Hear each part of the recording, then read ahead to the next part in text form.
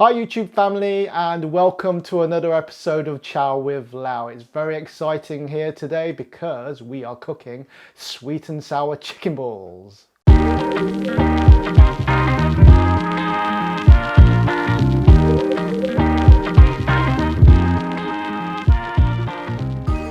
So when I'm often talking to people about Chinese cooking, the word balls is often mentioned. And it's not rude. What we're talking about, of course, is sweet and sour chicken balls or sweet and sour pork balls or even sweet and sour king prawn balls, because they are synonymous with Chinese food, aren't they? I mean, you could argue that in traditional Chinese cooking, the sweet and sour chicken ball or pork ball doesn't exist, but it is such a popular dish all around the world. Wherever Chinese restaurants are sprouted up, you always have sweet and sour chicken balls or pork balls or king prawn balls, or all three. And why? Because it's really nice. So at the end of the day, are we going to play food snobbery? I don't think so. If it's nice, we'll count it. Sweet and sour chicken balls, here we go.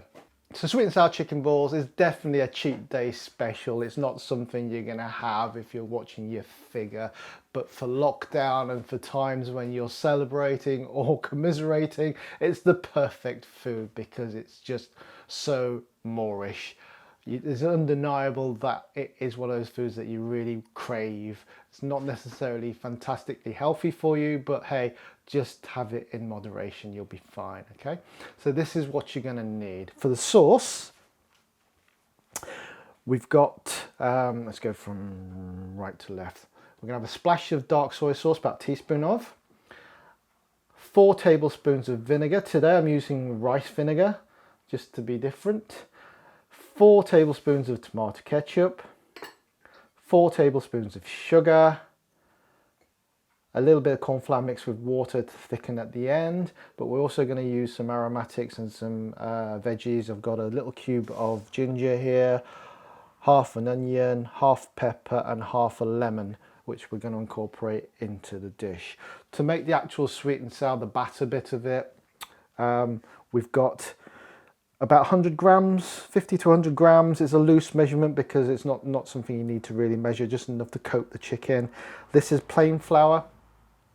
This is going to dust the chicken before we put it in the main batter mix, which is going to be this, which is self-raising flour. I've got about 200 grams of self-raising flour here, which is we're going to add water to make the batter.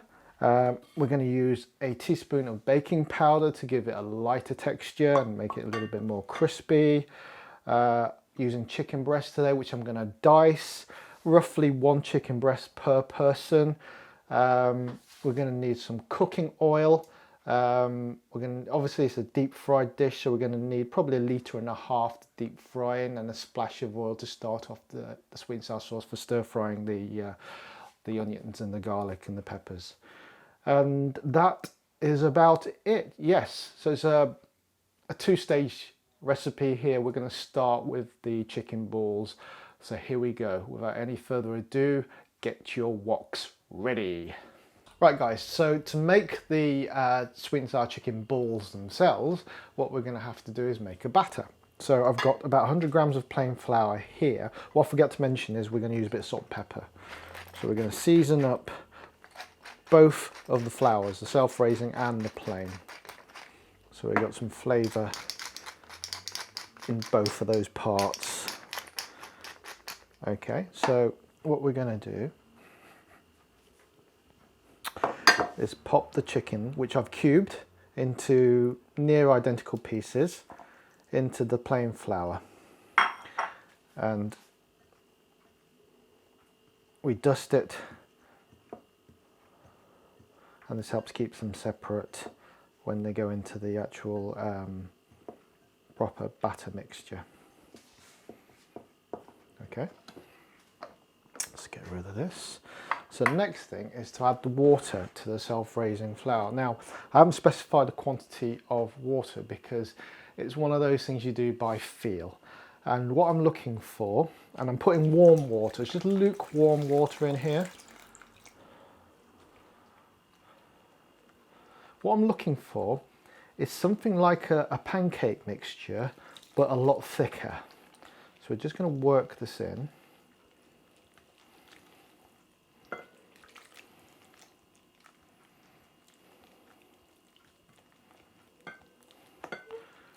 Like I said, we do it by feel until it's about right, and I think once we start working this way into it, we're going to be quite close.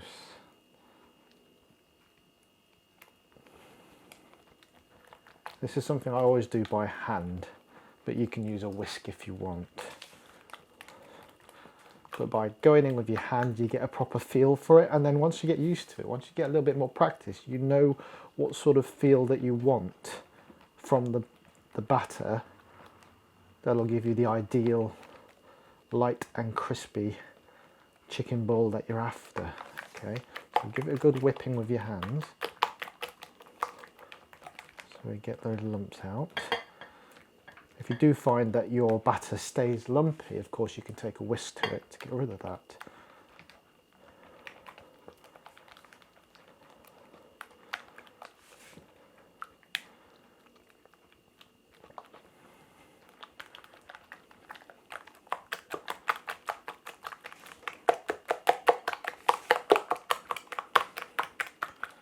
So this is the kind of texture I'm looking for.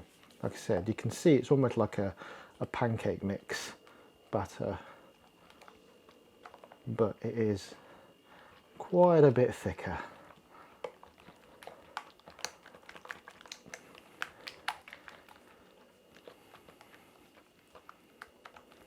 And finally, to the batter, we're going to add the 1 teaspoon of baking powder, which will give us an even lighter batter. So we mix that in to that. Give it a good mix around.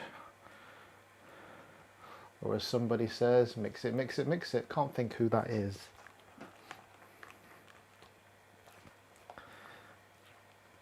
Okay, I think we're ready to go. So the next step is to drop the chicken into the batter.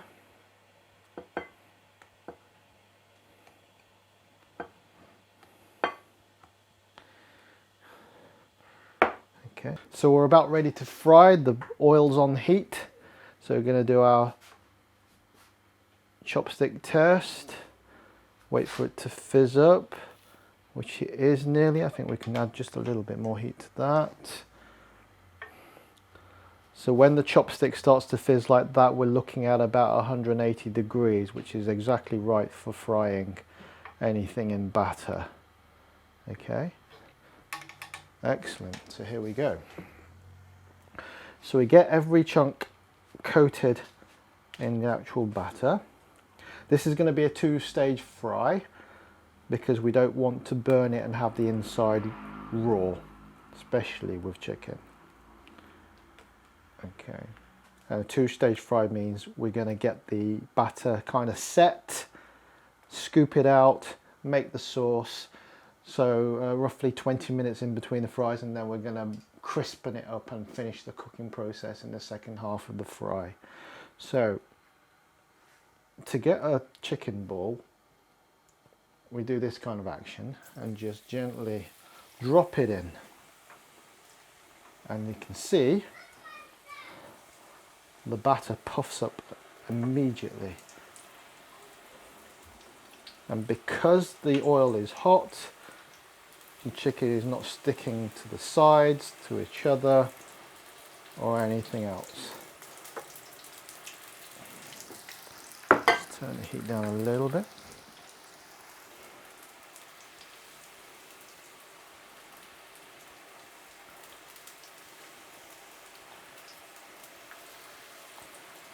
We have to do this fairly quickly so we can get to turning them over and getting them out the oil before they do burn.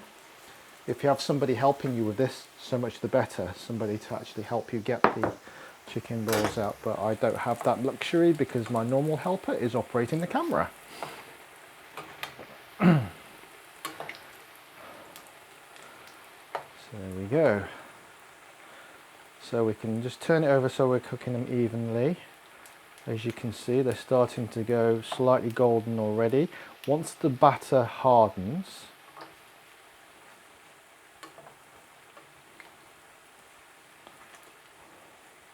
we can whip them all out. And that's the first stage of the frying done. Okay, so if I move this over here, a bit closer. Wow, you can see how light the batter is.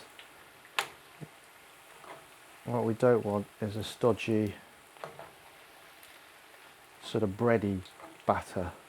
It's the worst kind. Sometimes you get them from certain establishments and they're a bit like that, which isn't very pleasant.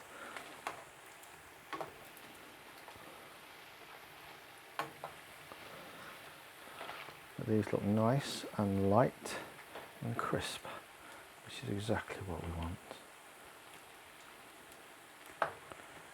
Okay, so we're going to scoop these out now. Do not be tempted to eat them or try them because they're not cooked yet. And you are going to give yourself a tummy ache if you try that. So be warned.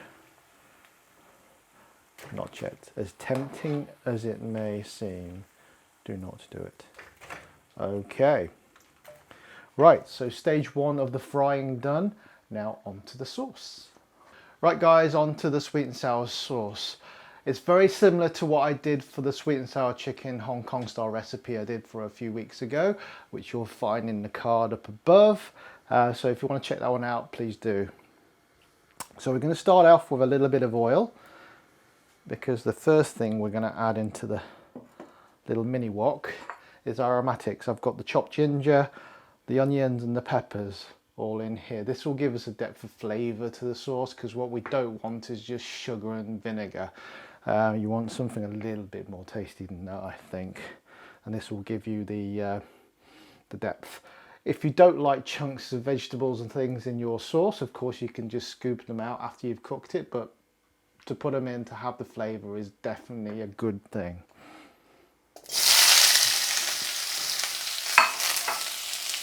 Okay.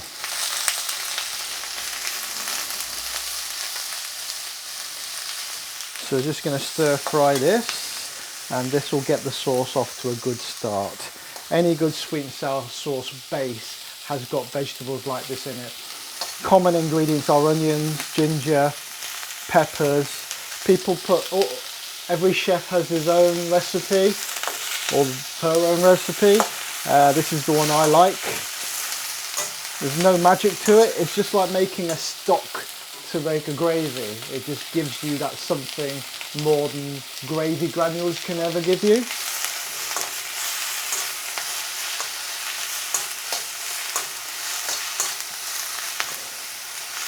How much you put in is totally up to you.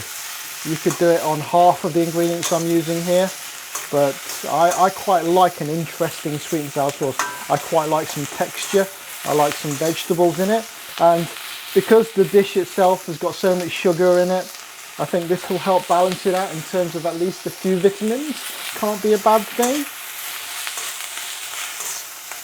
Okay, so this is starting to brown and soften. We want the onions to soften, we want the peppers to soften.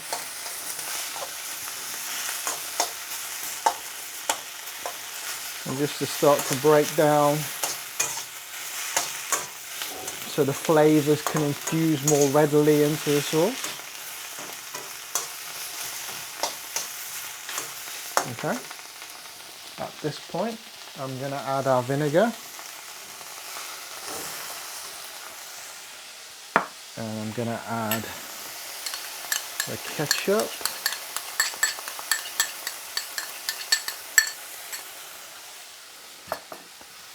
and I'm going to add a teaspoon dark soy sauce. Give it a stir, here we go. Release all the aromatics.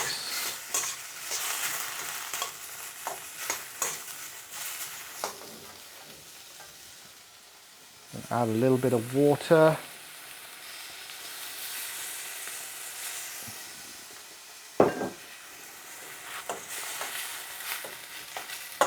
How thick you want the sauce you can decide, and that equates to how much liquid you put in.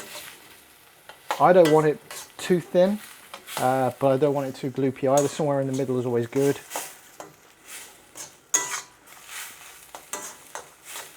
Just a touch more water, I think. There you go.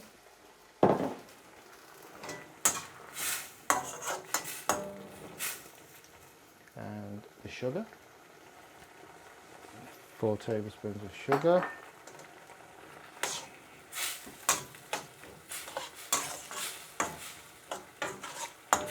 Let that boil up. As it's doing that, I'm going to squeeze the juice of the lemon in. This will give us a little bit of citrus zinginess, which is always welcome.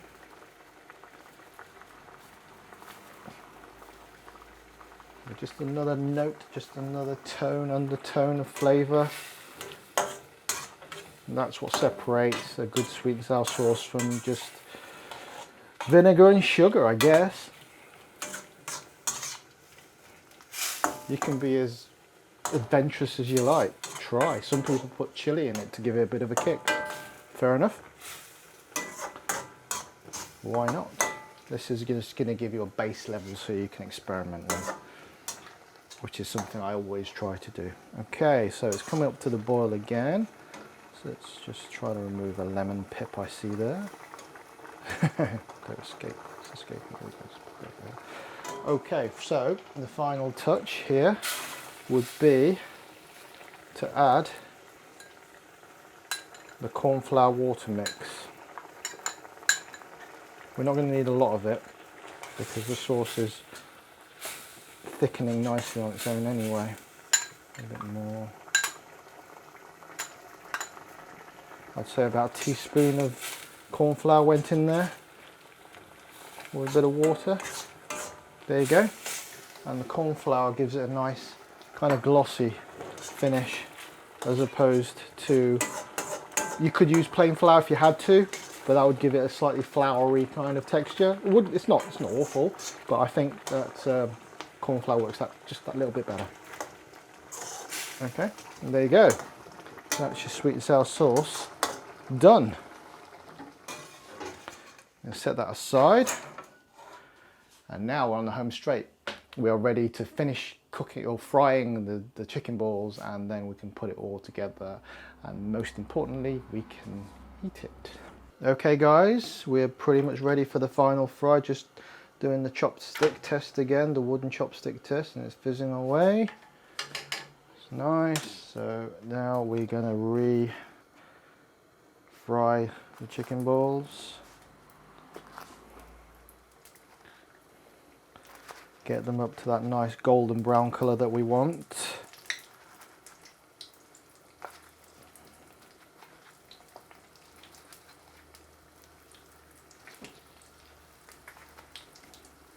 Okay.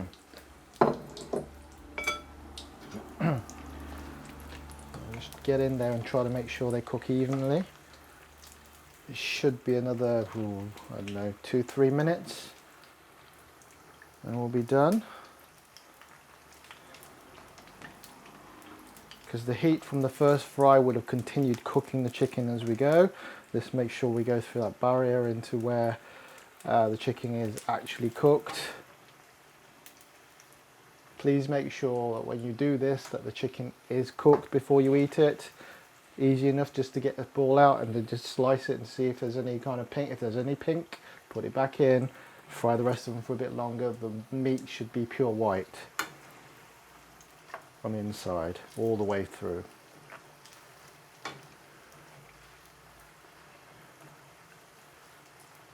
Okay, we're getting there. Look at that. Yeah, like I said before, sweet and sour chicken balls is probably not something you'll find in China, but do we care? It's something that is kind of tradition now, in this country at least. And there's nothing wrong with that. I'm always of the opinion, if a food tastes nice, it doesn't really matter where it comes from. It's nice. You can, call it what you like. What I'm not so keen on is when people get all so snobby about it and say that's not traditional Chinese food. Yeah, maybe not. Maybe it's traditional British Chinese food. There's one. There's some food for thought for you. Nothing wrong with that. It's just like the good old chicken tikka masala. Who cares whether it came from Scotland or India? As long as it exists, that's the main thing. Right, I think these little bad boys are done. So I'm gonna drop them out. Let's put some of these into here. And then what I've got is a bowl of steamed rice, which I prepared earlier. You'll find that recipe up there.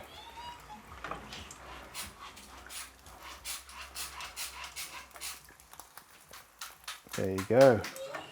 There are your chicken balls. Okay. And now I'm going to spoon some of this lovely, lovely sauce. Let me get a proper spoon. I'm going to put some of this. Oops.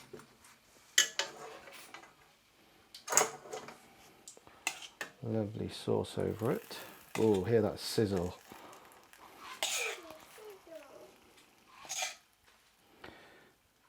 If you're hearing a little voice in the background, that's the little man who should be in bed right now.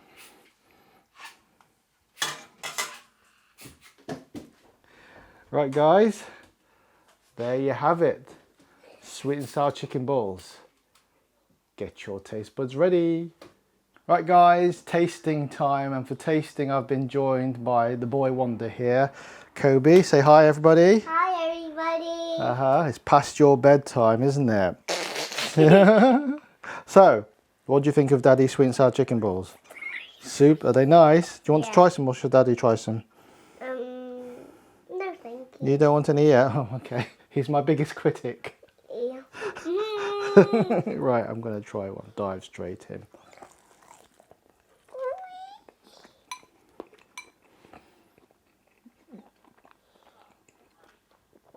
Oh, that's pretty good. The batter is really light, crispy. It's not stodgy or doughy. And the chicken is just perfectly cooked. And the sauce is... You taste the onion, the peppers, really subtly, a little tiny bit of the ginger coming through. It's not overly sweet. It's definitely not overly sour. It's just perfect. It cuts through the batter as well. It's delicious. I can taste the lemon as well. So do you like it? That's really, really nice. Yeah, I do like it. I like. Do you like Daddy's recipes? Yeah. Yeah. Can I watch you now? You watch me now? He's my biggest fan. morning. Have you? Oh wow. I didn't watch you all morning. You didn't watch me all morning? Yes. Okay, maybe not later. Even today. Okay, maybe later. Okay. So yeah, absolute success. You've got to try this for yourself. It's actually really easy. Just follow my steps, you'll do fine. So thank you for watching. I hope you've really enjoyed the video and meeting my little boy here. If you like what I do and you haven't already, please click on the subscribe button and hit the notification bell so you'll be told about my videos every time they come out. And I'll see you in the next one. See you guys. Take care. Bye-bye. Bye.